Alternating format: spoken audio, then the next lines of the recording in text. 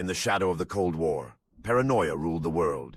The United States feared that the Soviet Union had discovered the ultimate weapon, the ability to control the human mind, and so the CIA set out to do the same. The result was MKULTRA, one of the most secretive and disturbing programs in American history. Launched in 1953, MKUltra was designed to explore how drugs, hypnosis, and psychological manipulation could break a person's will, erase memories, or reprogram behavior. It was the CIA's attempt to build a real-life Manchurian candidate. At first, it sounded like science fiction, but what happened was all too real. Over 150 sub-projects were created under MKUltra.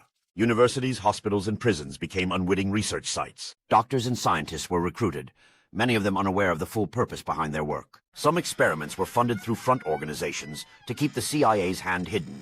The most infamous part of the program involved LSD. The agency believed it could be used as a truth serum or mind control tool, so they began dosing people, often without their consent. In bars, hotels, even safe houses, CIA operatives slipped LSD into drinks and observed the results. They wanted to see how people reacted when their reality fell apart. Some participants never recovered. One of the most tragic stories was that of Dr. Frank Olson, a government scientist who was secretly dosed with LSD by his colleagues. Days later, he fell to his death from a New York hotel window. The CIA claimed it was suicide.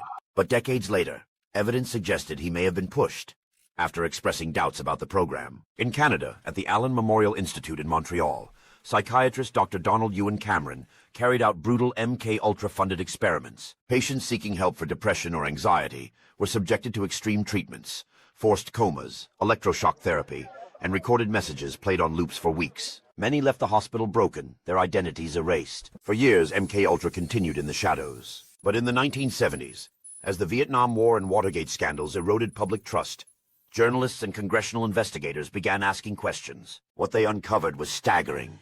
A government agency experimenting on its own citizens in the name of control. In 1973, CIA Director Richard Helms ordered all MKUltra files destroyed, erasing most of the evidence. Only a few boxes of documents survived by accident, enough to reveal a program that blurred the line between science and horror. The official investigations concluded that thousands of people had been experimented on, without knowledge, without consent, and often without mercy. The victims included prisoners, soldiers, mental patients, and even ordinary civilians. Today, MKUltra stands as one of the darkest chapters in U.S. history. It reminds us how easily fear can justify anything, even the dismantling of human dignity in the name of security.